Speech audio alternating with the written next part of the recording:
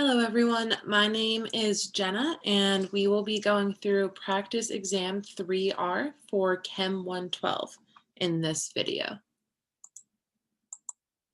So we'll begin with question 1. Which of the following is a strong acid?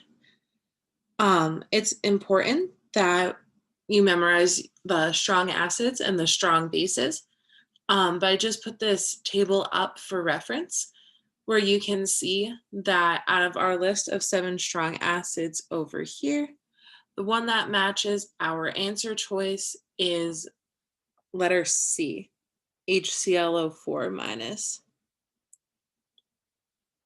Number 2, which of the following statements is true for a 0.10 molar solution of a weak acid, HA, at 25 degrees Celsius? Choice A, the pH of the solution is 1.0. That is not necessarily true, especially for weak acids. We can't just take the negative log of the concentration to get our pH, because we can't guarantee that all of those H plus ions are dissociating. There's going to be some different extent that our acid is going to dissociate to. So A is not true. That also goes for C as well, that we don't know that our acid is going to dissociate halfway. They'll dissociate to different extents. But what we can guarantee in this situation is that the amount of our weak acid is always going to be much greater than the amount of conjugate base that is present, because weak acids don't like to lose that proton. So we can have a good idea that we'll have more of the HA than we would of A minus. Number 3, how will the pH of a 200 milliliter solution of 0.1 molar HNO3 change when 100 milliliters of water is added? We can think of this one of two different ways.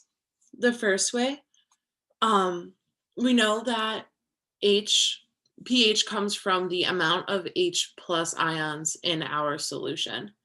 So if we have a certain amount of H plus ions in a given volume, and we increase that volume, but don't change our H plus ions, we're consequently going to have a lesser concentration of H plus, which means that our pH will increase, which is choice B.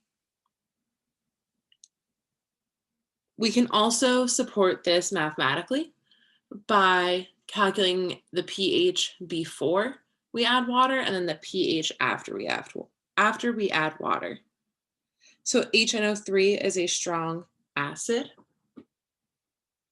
So we can do pH is equal to the negative log of H plus ions. And we know that the log or the concentration of H plus ions is going to equal to our concentration of HNO3, because HNO3 is a strong acid. So when we do the negative log of 0.10, we get our initial pH is 1. And then we can figure out the moles of H plus, figure out the new concentration, and then figure out the pH based on that new concentration. So 0.200 liters, which is 200 milliliters divided by 1,000, times we had 0.10 moles for every liter. And that will give us 0.02 moles of H plus ions. Our new volume is going to be 200 milliliters plus 100 milliliters, so a total of 300 milliliters, which we can divide by 1,000 to get 0.3 liters. And that gives us a new concentration of 0.067 molar H plus. When we do the pH is equal to negative log of 0.067 0.67, we find that our pH is equal to 1.2. So we can see here before and after, our pH went up a little bit. Number 4, which of the following is the strongest acid? So here we need to remember that our acid strength is determined by the kind of atom we have and the number of electronegativity, the number of electronegative groups that we have. So we could draw out these molecules.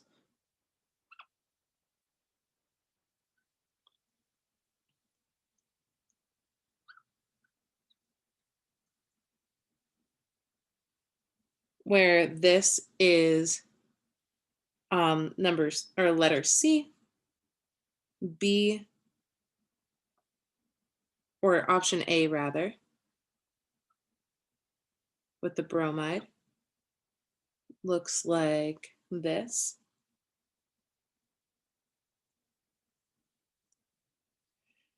And then finally, we have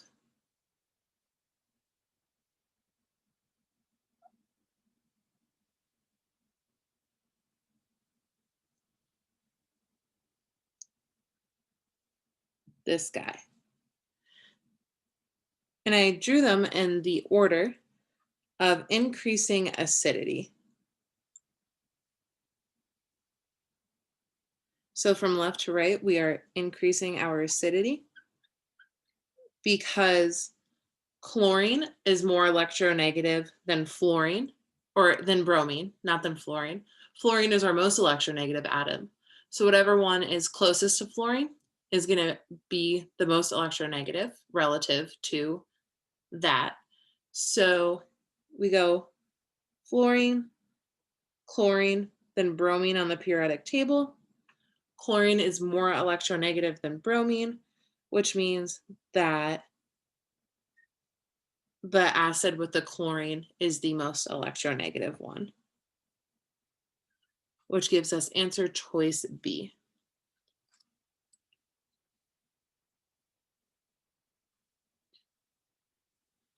Number 5,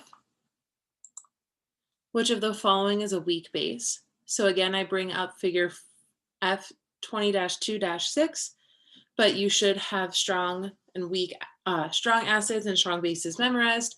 And then consequently, you could figure out what is a weak base or a weak acid. But just based off of this table here, we can see that NH3 is a weak base. So the answer to 5 is C. Is B. I apologize. Number 6, which of the following, when added to pure water, will increase the pH of the solution at 25 degrees Celsius? So essentially, what is going to happen when we add water to each one? For the first option, when we add water, we're going to break it up into K plus and Br minus. K plus comes from KOH, which is a strong base, and Br minus comes from HBr, which is a strong acid. So both of these are spectators and will not contribute to changing the pH at all. So one is eliminated. Option 2, when it reacts with water, it will make KOH and HCN. KOH is a strong base, so we know that our solution is going to become basic. And if our solution becomes basic, that will increase our pH. So part 2 is true. When we react number 3 with water, we get Fe3 plus 3Br minus. Fe3 plus is a Lewis acid. It's a small, highly charged cation. Br minus, as we talked about, comes from HBr, which is a strong acid, so that will be a spectator. So this will not increase our pH. Number 4, when we react it with water, we will get sodium ions and ClO4 minus. Na plus comes from sodium hydroxide, strong base. ClO4 minus comes from HClO4 minus, which is a strong acid. Both of these are spectators and do not change our pH. Last one.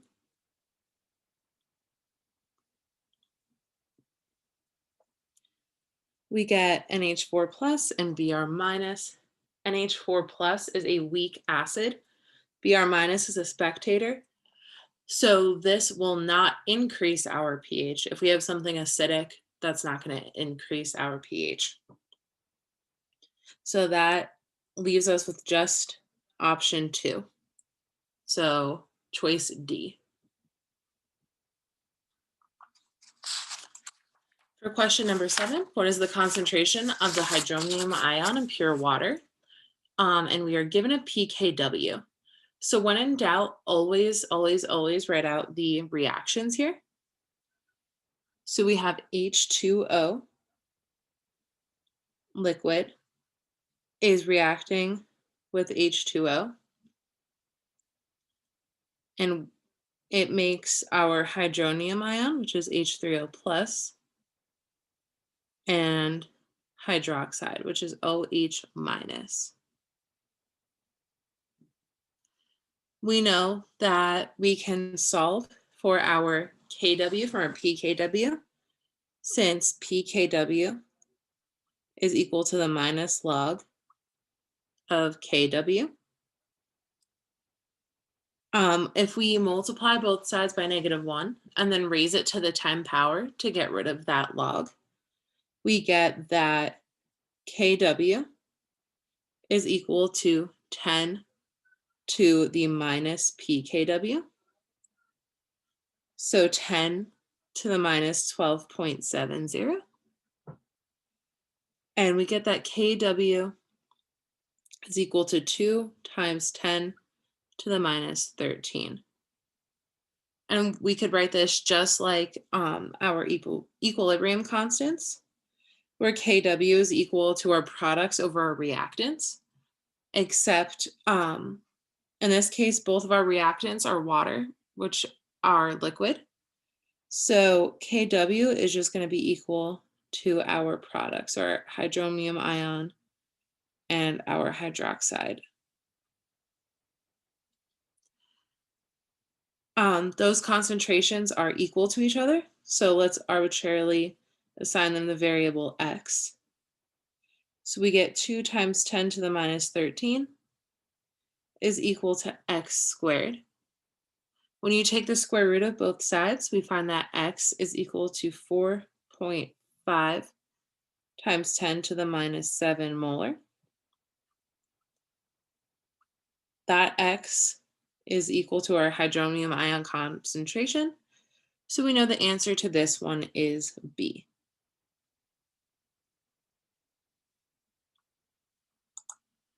Number 8, calculate the percent ionization of a 0.56 molar aqueous solution of phenyl if we have that pH. And we're also given a Ka. So the equation for our percent ionization is equal to our total concentration of, or our concentration of H plus divided by our concentration of our acid here, which I'm going to just generically write as HA times 100. Here we are given our concentration of our acid, and we're given a pH. We know that pH is equal to the minus log of H plus, or concentration of H plus. So we can solve for that concentration knowing our pH. Again, multiply both sides by -1 and raise or do 10 to the power for both sides to get rid of our log. And we get that H plus is equal to 10 to the minus pH. So 10 to the minus 5.07, which is equal to 8.5 times 10 to the minus 6. So now we have our H plus, our total protons, and we have the concentration of our acid. So we can solve for our percent ionization here by just plugging it in. So 8.5 times 10 to the minus 6 divided by 0.56 times 100. And we get a percent ionization of 1.5 times 10 to the minus 3%. And this goes with answer choice A. So this really does not ionize well. Number 9, what is the pH change when we add 0.15 moles of HCl to a buffer with acetic acid and sodium acetate? So here we can see just generically what the pH would be before adding the HCl and then after adding the HCl. And we can see how the pH changes. So first, we could write just a generic ICF table. Acetic acid breaks down into H plus and CH3 COO minus. ICF, we are told we have 1 liter of 1 molar acetic acid. So that's 1 liter times 1 mole per liter. Gives us 1 mole of acetic acid. And the same is true for sodium acetate, which gives us our conjugate base here, that we have 1 liter times 1 mole per liter. So 1 mole of our sodium acetate. We can put that into our ICF table here. So 1 mole, 1 mole. When we have our solution before we add H plus, we can use the Henderson-Hasselbalch equation, where pH is equal to pKa plus the log of the concentration of our base over our acid. It doesn't necessarily have to be concentration. On the Henderson-Hasselbalch equation, you could put moles, millimoles, any sort of unit as long as they're the same on the top and on the bottom so that they cancel out. So here, before, we have our pH is equal to pKa plus the log. They are in a 1-to-1 ratio to start with. So 1/1. The log of 1 is equal to 0. So we lose that. And we have just that our pH is equal to our pKa.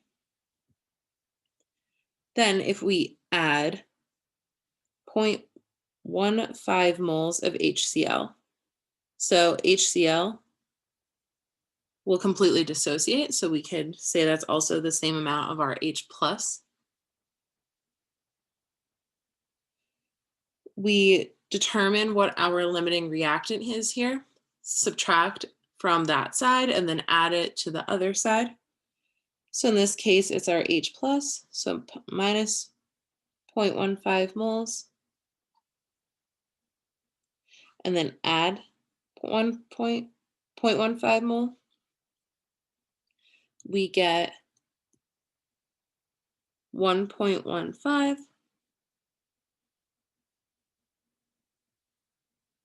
0, and 0.85 moles. So we could do the Henderson-Hasselbalch equation for after, where we have pH is equal to pKa plus log, we have 0.85 moles of our base divided by 1.15 moles of our acid. So we get pH is equal to pKa. And then when you do that log, you'll see that's equal to minus 0.13.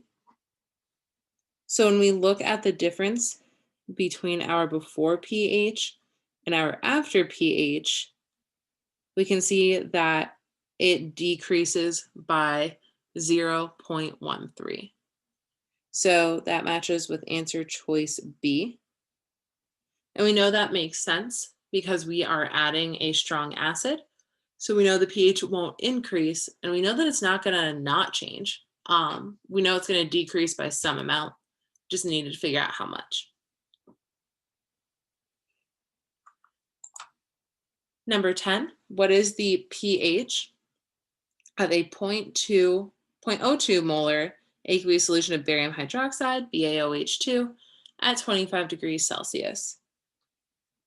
Always, always, always write out the equation so you can see what is going on. So barium hydroxide will break down into barium and hydroxide ions. We're told that we have a 0.02 molar solution of the barium hydroxide. So we know that's 0.02 molar. BaOH2 and Ba are in a 1-to-1 ratio with each other. So our Ba will also have a concentration of 0.02. But for every one barium hydroxide, we get 2 hydroxide ions out of it. So we take our concentration and we multiply that by 2. Since for every 1 mole of barium hydroxide, we get double for just hydroxide ions. So our total concentration of hydroxide ions will be 0.04 molar. We can plug that in to POH is equal to the negative log of OH minus. So the negative log of 0.04, which is equal to 1.4. We know that pH plus POH is always equal to 14. So if you have this equation and have one, you could then find the other. So here we have POH, we want to find pH. Subtract POH from both sides, we get that pH is equal to 14 minus POH, or 14 minus 1.4, which is equal to 12.6. And this matches answer choice A.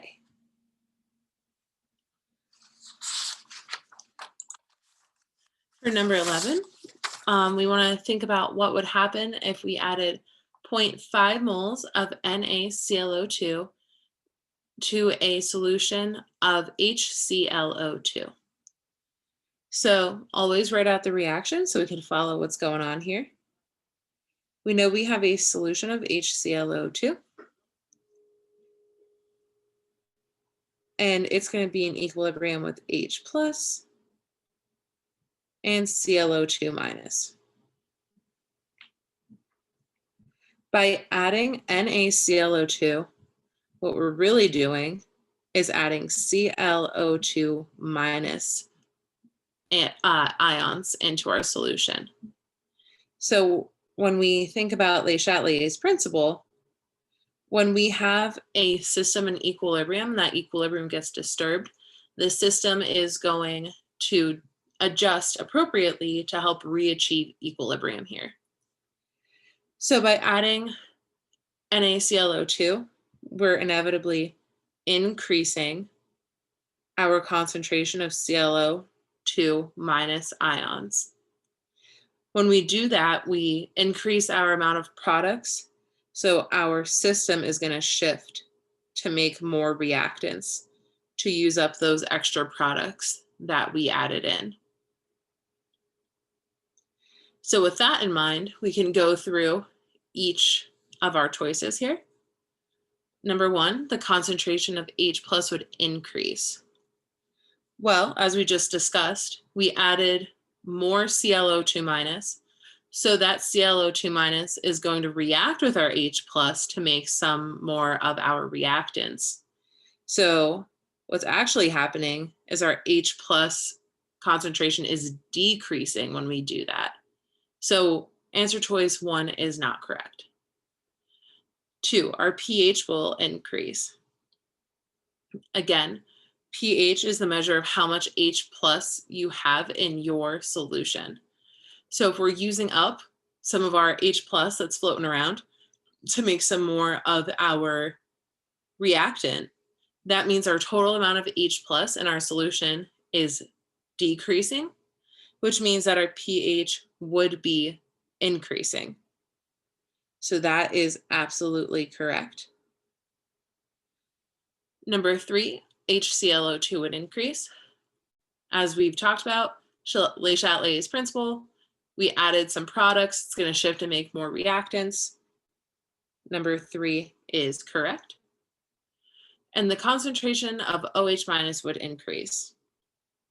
Recall that Kw is equal to H plus times OH minus. Kw is a constant. That will never change. But H plus and OH minus will change.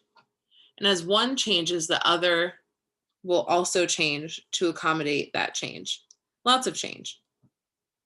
So as we've gone through in numbers 1, 2, and 3, we are decreasing our total H plus concentration. So to accommodate that decrease, our OH minus must be increasing so that we could keep Kw a constant number. So in that case, answer choice 4 is also correct. So choices 2, 3, and 4 match answer choice D.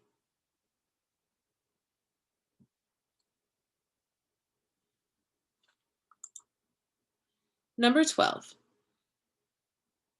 In the titration of 50 mils of 0.25 molar CH3COOH with 0.250 molar KOH, which of the following species are present in significant amounts in the resultant solution after adding 40 milliliters of KOH? Always write out our equation here. So we have CH3COOH is reacting with KOH. KOH is going to dissociate, and that OH minus is going to steal that proton off of our acid. So we'll be left with CH3COO minus plus water plus that potassium that's kind of just floating around in solution. It's a spectator since it's the conjugate of a weak or of a strong base, which means that this is negligible. So I'm going to rewrite this in terms of what we're actually looking for here. So CH3COOH plus we only care about the OH minus ions, and we have CH3COO minus plus H2O. And at this point, we can do an ICF table.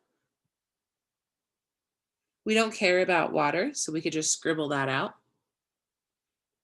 And we can figure out the moles of each of our species that we have here. So if we have 50 milliliters of 0.25 molar acetic acid, that means we have 0.050 liters times 0.250 moles per liter, meaning we have 0.0125 moles of acetic acid. So I'm going to write that in our ICF table. We are told we have 0.25 molar KOH and 40 mils of it. So 0.040 liters times 0.25250 moles per liter will give us 0.01 moles of hydroxide.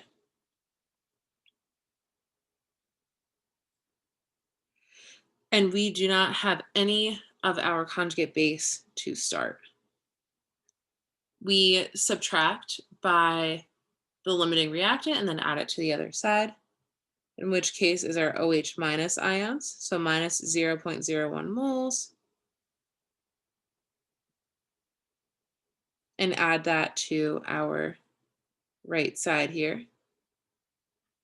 And we are left with 0.0025 moles of our acid, no moles of OH minus, and 0.01 moles of our conjugate base here. So we completely added in our KOH. The question wants to know what species are present in significant amounts. Well, we have our CH3COOH and CH3COO minus are present. So that'd be 1 and 2, which corresponds to answer choice D.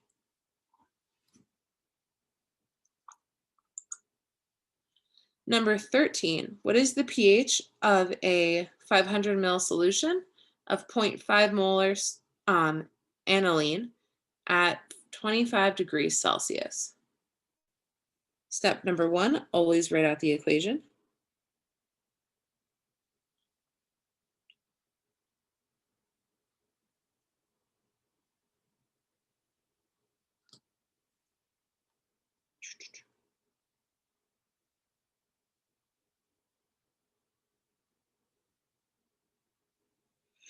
So that aniline will react with water to make a protonated version and leave behind some hydroxide ions.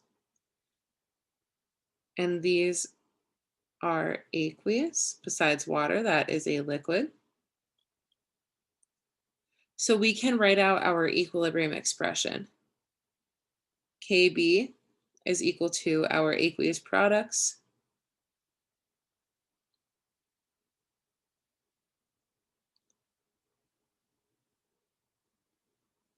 over our reactant.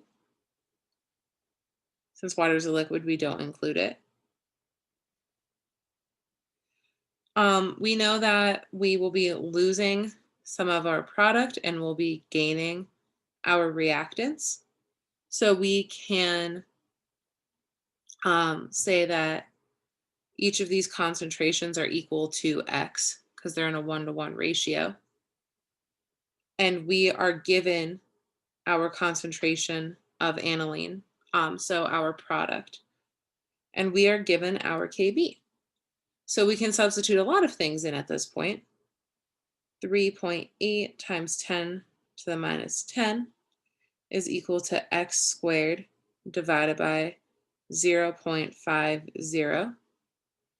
When you multiply both sides by 0.50 and then take the square root, we get that X is equal to 1.4 times 10 to the minus 5 molar, which is equal to our OH minus concentration.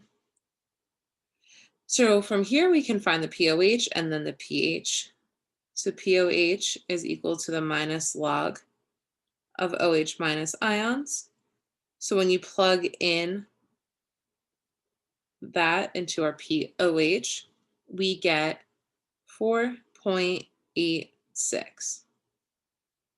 As we discussed, pH plus POH is equal to 14. So pH is equal to 14 minus our POH, which is 4.86. So we get 9.14 is our final pH, which is answer choice A.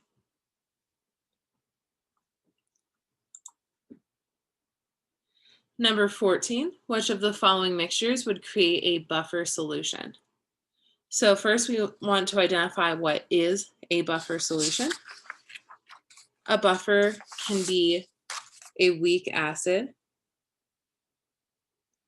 plus the salt of its conjugate base. It can be the weak base plus the salt of its conjugate acid. Or it could be a weak base or a weak acid with some strong base or strong acid, as long as we have a significant amount of more of our weak species than we do of our stronger species. So we want to keep that in mind as we look through our options here. Choice 1 is HF is a weak acid. The conjugate base of this weak acid would be F minus, which we can get from NaF. That is the salt of our weak base, or the salt of our conjugate base. So we know 1 is good. Number 2, NH3, that is a weak base. And NH4Cl will break up into NH4 plus and Cl minus. NH4 plus is the conjugate acid. So this is the salt of our conjugate acid here. So 2 is good. Number 3, HCl is a strong acid, and NH3 is a weak base. So now we need to look at how much we have. Do we have more of our weak base than we do of our strong acid? No, we do not. We have a lot more of that strong acid, and it's a higher concentration. So number 3 will not be a buffer because we have way more of our strong species compared to our weak species. And then for number 4, we have a strong base and a weak acid. So this could be a buffer. Looking at the amount of species that we have here, again, we have way more of our strong species compared to our weak species. And that can't be true for a buffer. We need a lot more of our weak acid or base. So number 4 will not be a buffer, leaving us with options 1 and 2. And that is option D here.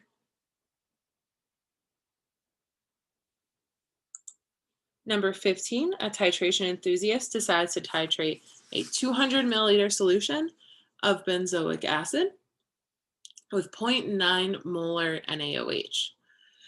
We're given a Ka, and we want to figure out a pH of the solution at its equivalence point.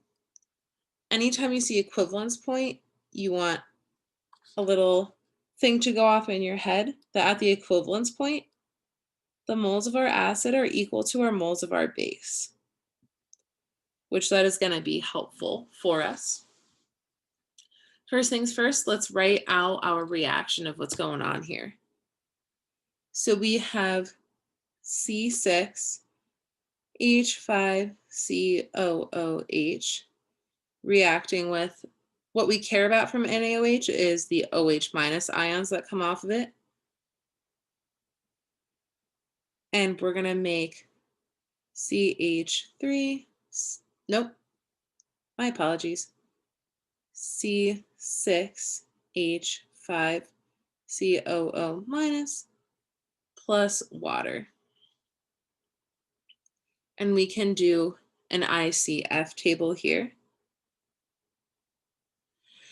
We don't care about water. We can solve how much benzoic acid we have.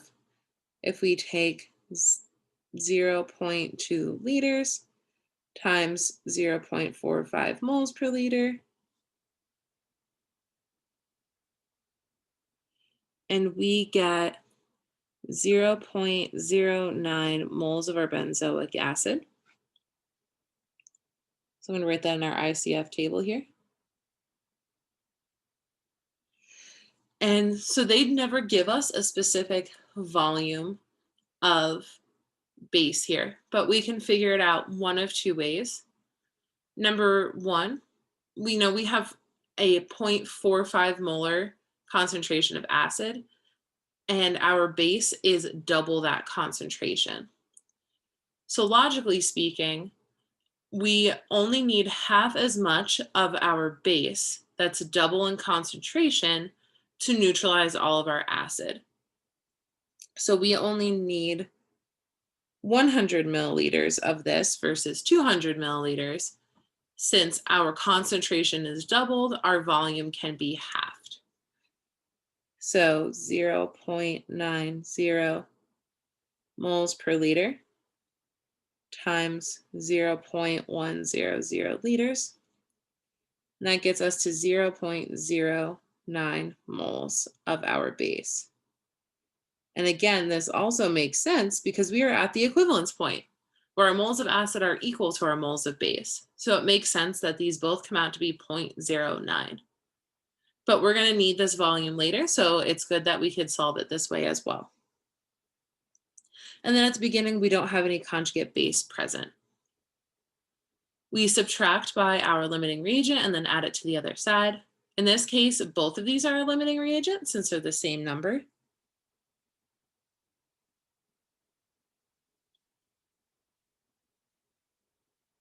And then we add it to our products.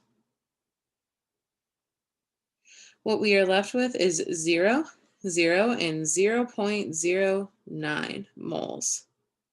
So at this point, we only have that conjugate base present, which will then undergo base hydrolysis.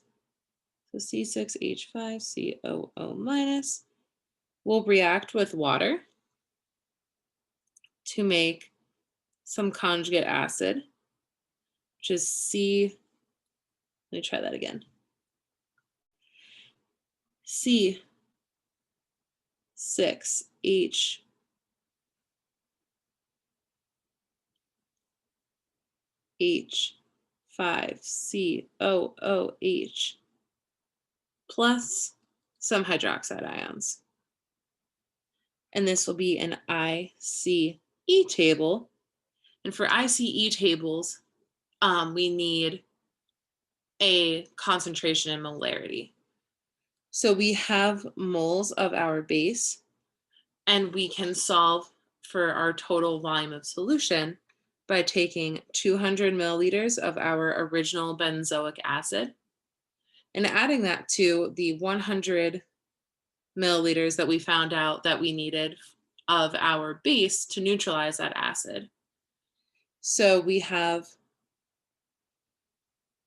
0.2 liters from the acid plus 0.1 liters from the base is 0.3 liters total. So we get a concentration of our base is equal to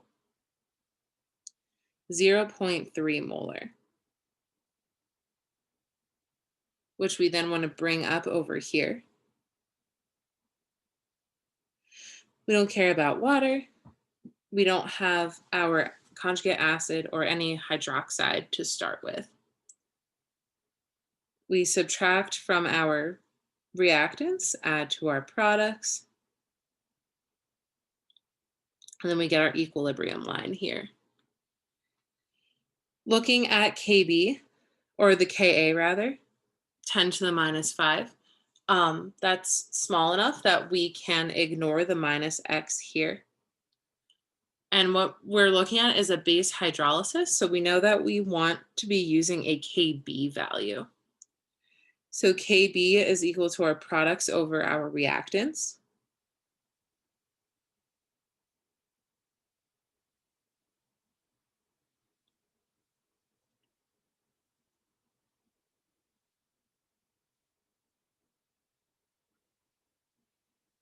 We're given a Ka, right? So we can use the handy dandy equation. I'm going to write this in blue to help it stand out. Up top here, Kw is equal to Ka times Kb. So we can solve for Kb by taking Kw, which is 1 times 10 to the minus 14, and dividing it by our Ka, which is 6.5 times 10 to the minus 5. And that gets us 1.54 times 10 to the minus 10. For the sake of space, I'm just going to circle it and draw an arrow to bring it down here, is equal to x times x, which is x squared, divided by 0.3. When you multiply both sides by 0.3 and then take the square root, we get that x is equal to 6.8 times 10 to the minus 6, which is equal to our OH minus concentration, remember, from our ice table.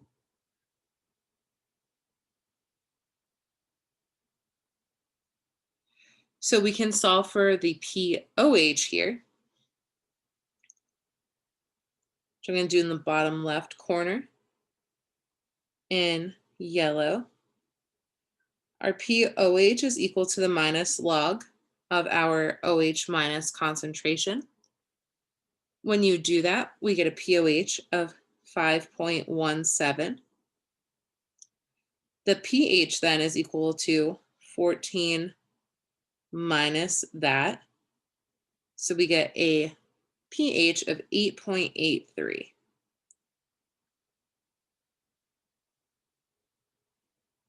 Which corresponds with answer choice D.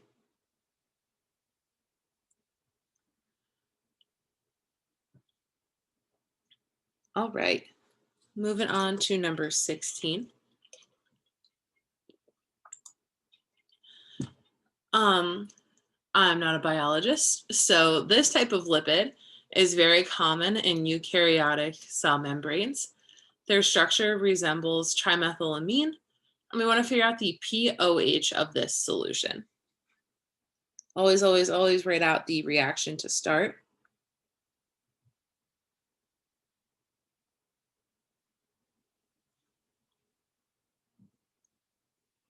That nitrogen is going to be able to take a proton from water, and we're going to be left with a hydroxide ion. We could do an ICE table here. We are given our concentration of trimethylamine, so we could just plug that right in.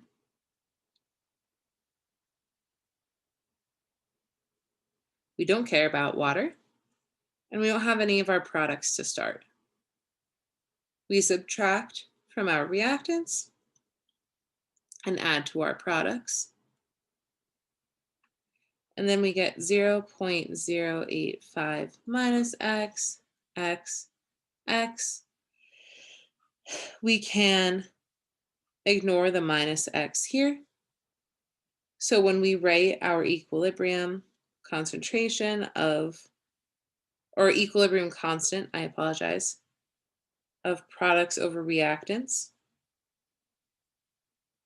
we don't have to include that.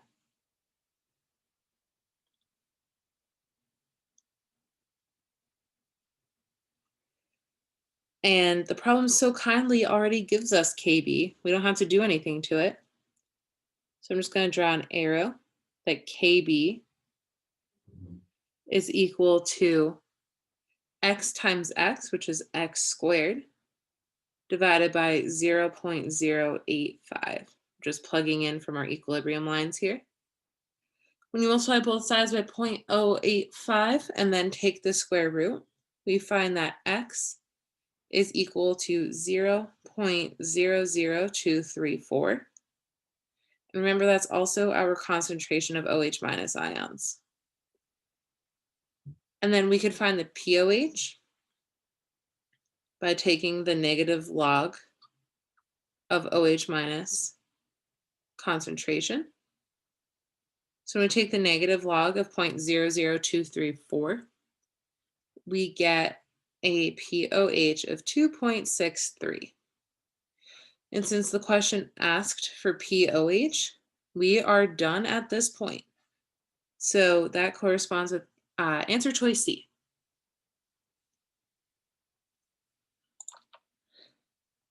Number 17 here.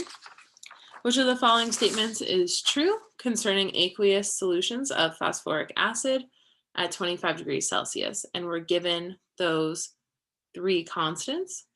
So I pulled the table that I mentioned a few times already. And I also copied and pasted the reactions as we are deprotonating or losing our protons here. Both I got from our textbook. So for number 1, the weakest conjugate base involved is PO4 minus AQ. Well, to determine what the weakest conjugate base is, we need to know the principle that the strongest of the weak acids, so the stronger the weak acid is, it will have a weaker conjugate base. So by that logic, out of our 3 acids here, whichever one is the strongest will have the weakest conjugate base. So we know that H3PO4 is right here, H2PO4 minus is right there, HPO4 minus is right there. H3PO4 is the strongest of these acids, which means that H2PO4 will be the weakest conjugate base. So 1 is not correct. Number 2, both HPO4 minus and H2PO4 minus are amphoteric.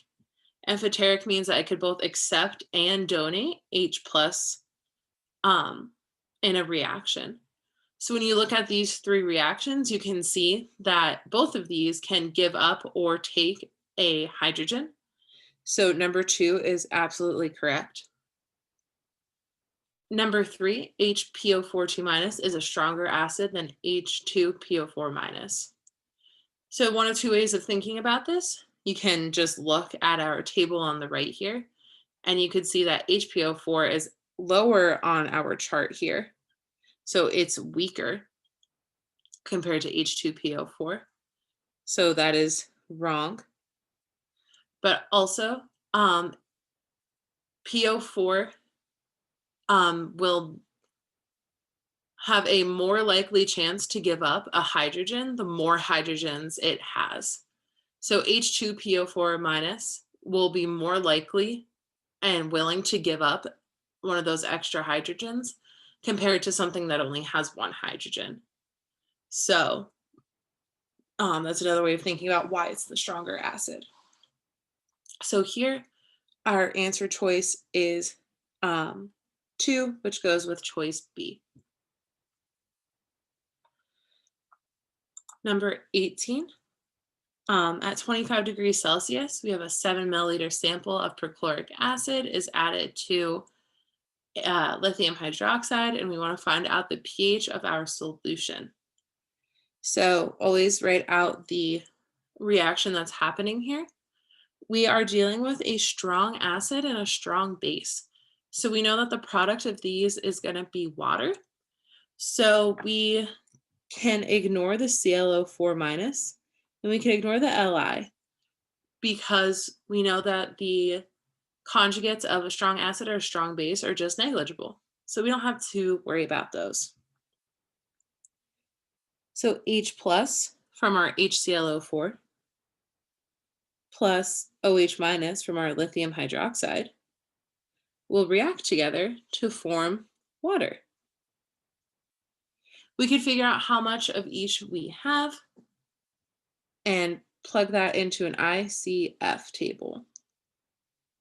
So for our H plus, we have 7 milliliters of a 0.15 molar solution. So I'll write it to the side here. 7 divided by 1,000 is 0.007 liters times 0.15 mole per liter gives us a total amount of 0.007 0.00105 moles of our acid. We could do the same thing for our base. Divide 20 milliliters by 1,000, we get 0.020 liters times 0.2 moles per liter. So we have 0.004 moles of our OH minus. So we could plug those in.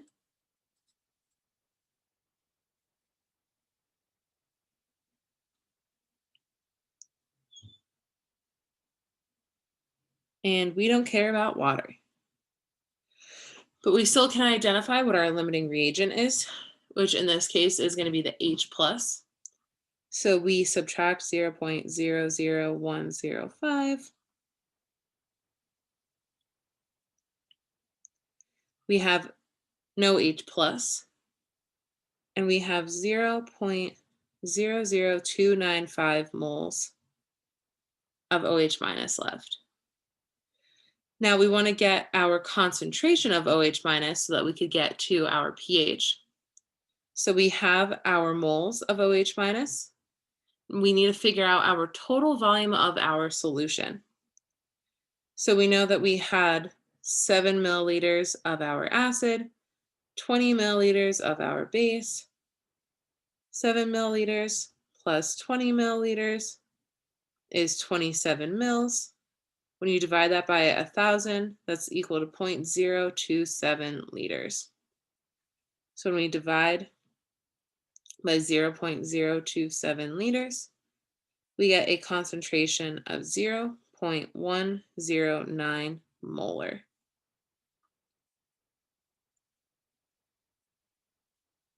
We can find the pOH by taking the negative log of our answer here, and that will be equal to 0.96. pH is equal to 14 minus our pOH, which is 0.96. So our pH will be equal to 13.04. And that is our final answer, which goes with choice B.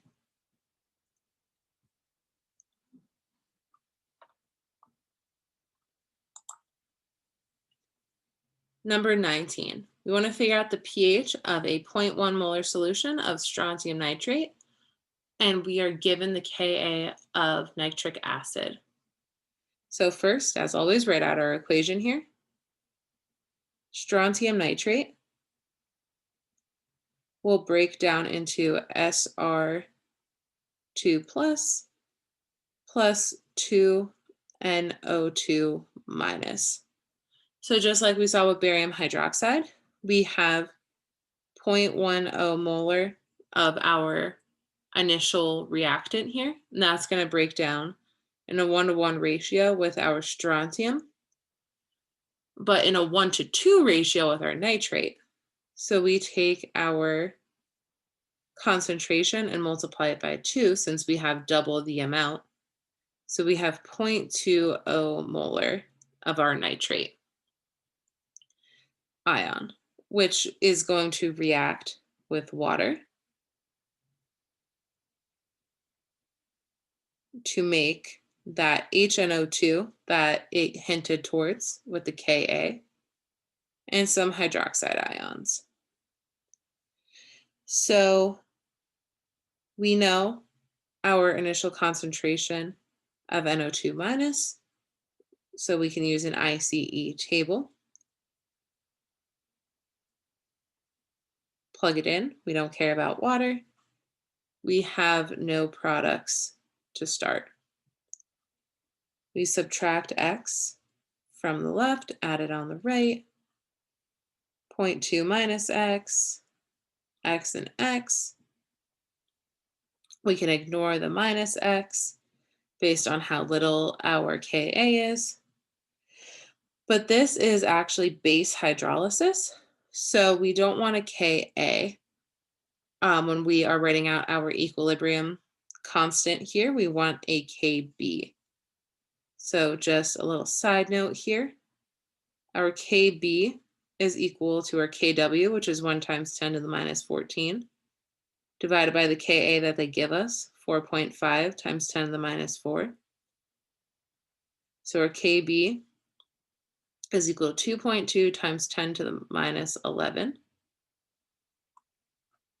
So coming back over here, Kb is equal to HNO2 times OH minus divided by NO2 minus.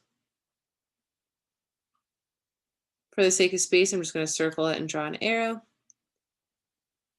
So that Kb is equal to x times x, which is x squared, divided by 0.2. Multiply both sides by 0.2, take the square root. We get that x is equal to 2.1 times 10 to the minus 6. And that's equal to our OH minus concentration. So our POH is equal to the negative log of that. So 5.68. And then our pH is equal to 14 minus 5.68, which is 8.32.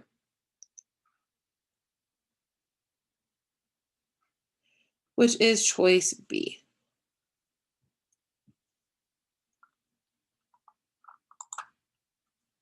Number 20. Given the following values of Ka and Kb, we want to know which is the strongest base. We know by definition that the strongest base will be the thing with the highest or largest Kb value. So pyritidine's in Kb already, so that one's fine. Acetic acid is in Ka, so we're going to have to convert that to Kb. Hydrazine is in Kb, so we're good. And we'll have to convert hydrogen cyanide. So recall that Kw is equal to Ka times Kb. Kb is equal to Kw over Ka. Kw is always 1 times 10 to the minus 14. The Ka is going to switch based off of the Ka that you're plugging in. And that's how we get our Kbs. So the Kb for acetic acid will be 5.55 times 10 to the minus 10. And the Kb for hydrogen cyanide is 2.0 times 10 to the minus 5. It's a little tricky to think about it in terms of little numbers here, but we're trying to find what is the biggest number out of all of these. So 10 to the minus 10 is a very small number. That's a lot of zeros. Consequently, we know that 10 to the minus 9 is also a small number with lots of zeros. And then we get 10 to the minus 6 and 10 to the minus 5. 10 to the minus 5 is bigger than 10 to the minus 6. So we get rid of hydrazine, and we are left with hydrogen cyanide. And we know that Cn minus is our base here. So that leads us to choice E, Cn minus. Number 21, we have a 34-year-old man comes to the emergency room. He has fatigue, nausea, headache, and low blood pressure. Upon further examination, he has a blood concentration of carbonic acid and bicarbonate with those concentrations, and we want to find the pH of his blood. And we're given two different dissociation constants. In this case, we're looking at H2CO3 and HCO3 minus.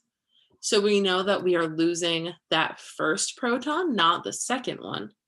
Since we're losing the first proton, that corresponds with Ka1, not Ka2. If it was HCO3 minus and CO3 minus, that means we're kicking off that second proton. That would go with Ka2. In this case, we're kicking off the first one, so we're going with Ka1 here. This is a classic example of the Henderson-Hasselbalch equation.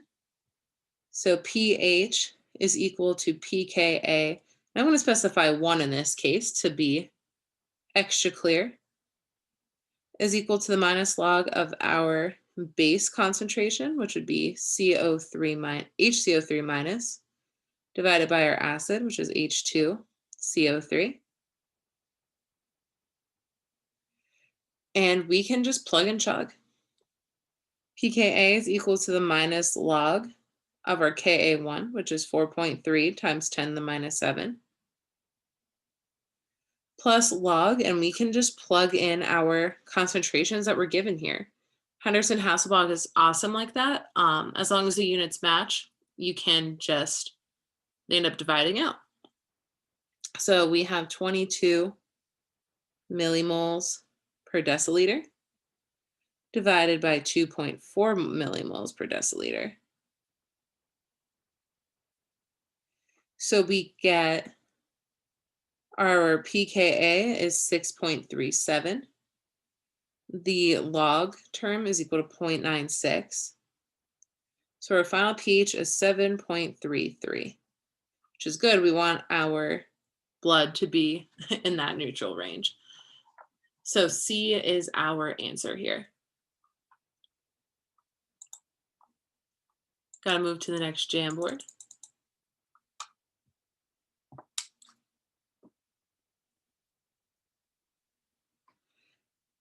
So number 22, we want to calculate the Ka of a weak acid. When we know its concentration and the pH. So writing out what is happening here, we have HA forms H plus and A minus. Our Ka, general equilibrium expression here, products over reactants.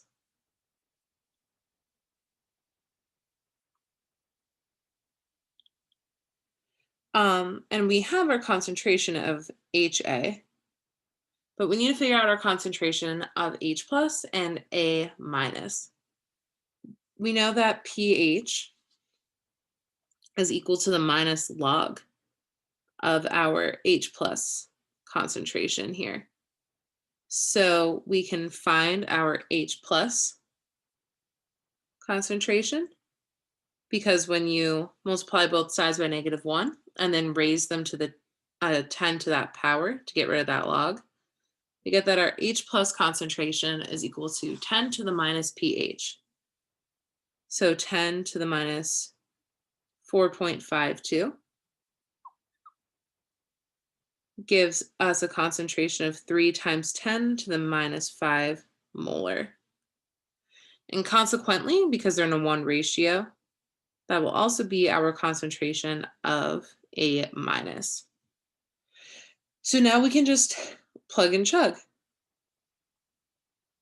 Since they're equal to each other, I'm just going to write 3 times 10 to the minus 5 squared versus writing it twice, divided by 0.19, which comes from the problem that's given to us. And we get 4.8 times 10 to the minus 9th, which goes with answer choice B. Number 23.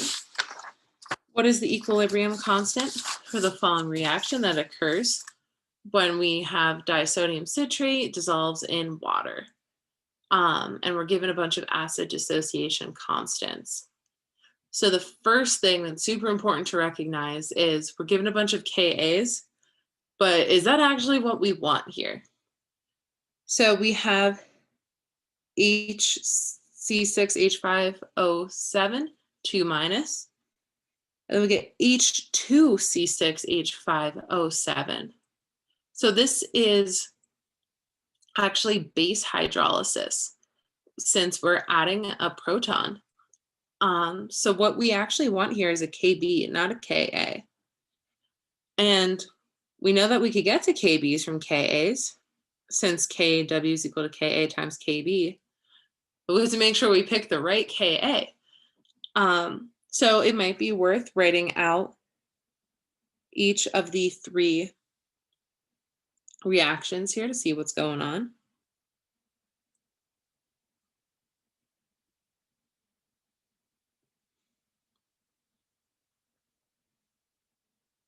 So kicking off that first proton corresponds with Ka1.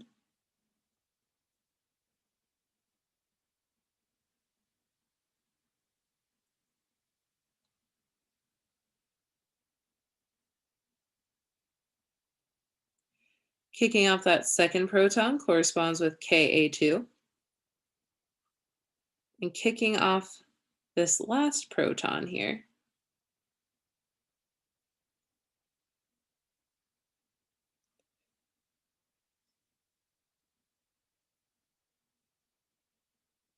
goes with Ka3. So what species matches the ones in our problems? We're looking for just one H and then two H's. That goes with our middle line here. Just one H and then two H's. So we know that it's this flipped. So we want to use Ka2 when we solve for Kb. So 1 times 10 to the minus 14 divided by Ka2, which is 1.7, times 10 to the minus 5. And then we get a Kb of 5.9 times 10 to the minus 10, which goes with answer choice D. Number 24, we're in the final two here. We have a strong base being added to a buffer, and we want to figure out the pH of the solution after we add the base. So always write out our reactions. So NH4 plus OH minus is going to react to make H2O and NH3. We have ICF. We can figure out our concentration of NH4 plus by taking 250 mils and that 0.36 molar.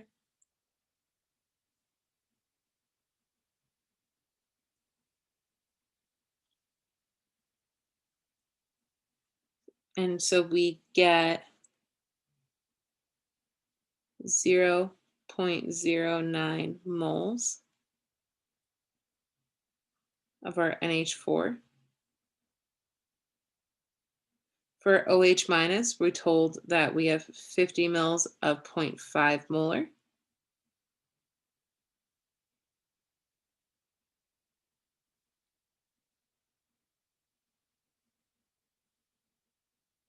So that will leave us with 0.025 moles.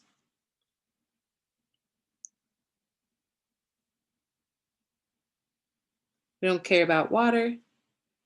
And then we have 0.3 molar in also the 250 milliliters here. So 0.30 moles per liter times 0.25 liters is equal to 0.075 moles. So what's our limiting reagent here? That's going to be our OH minus. So we subtract the side that our limiting reagent is on,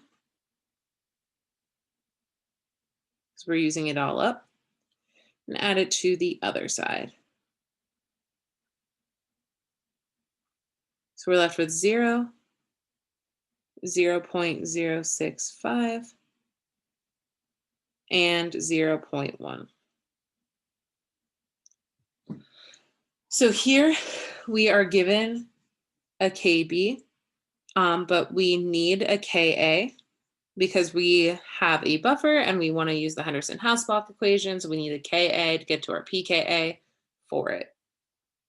So Ka A is equal to 1 times 10 to the minus 14 divided by 1.8 times 10 to the minus 5.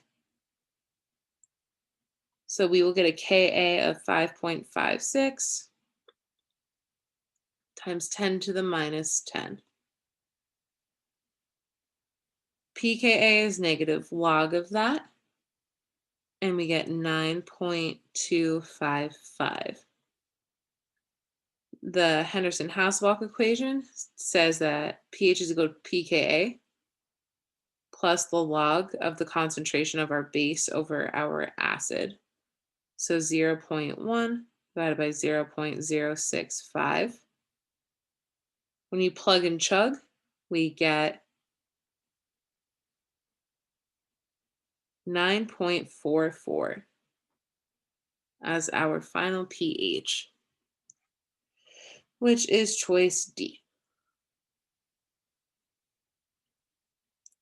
And last but not least, we have an aqueous solution of methylamine titrated with HCl, and we want to figure out how much, or what is the pH after we add that HCl. So as always, write out that equation first. So we have our methylamine. It's going to react with the H plus that comes from our HCl. And we're going to have CH3 and H3 plus. We can do an ICF table. We're given a volume and a concentration, so we could get moles. So 0.025 liters times 0.1 moles per liter gives us a concentration of 0.0025 moles of methylamine.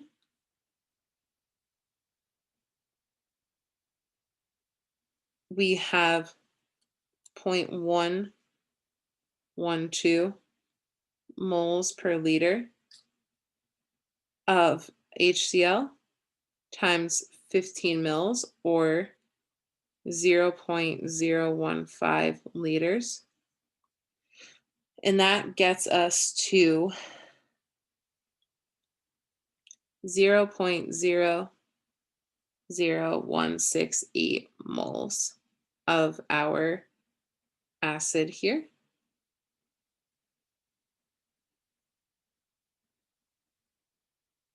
Units are super important. And we have none of our conjugate acid to start. We subtract our limiting reagent.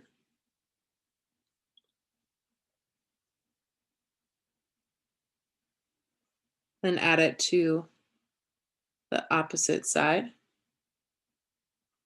We're left with 0.00082 moles, 0, and then 0.00168 moles.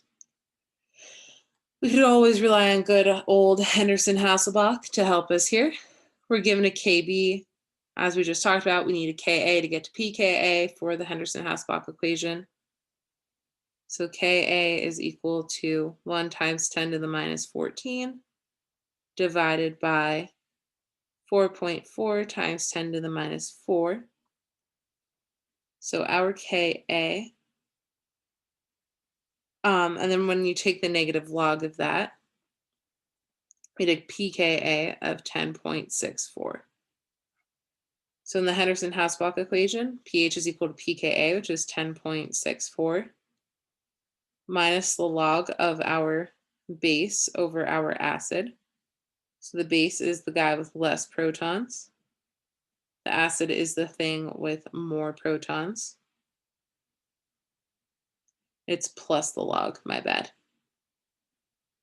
But it becomes 10.64 minus 0.311.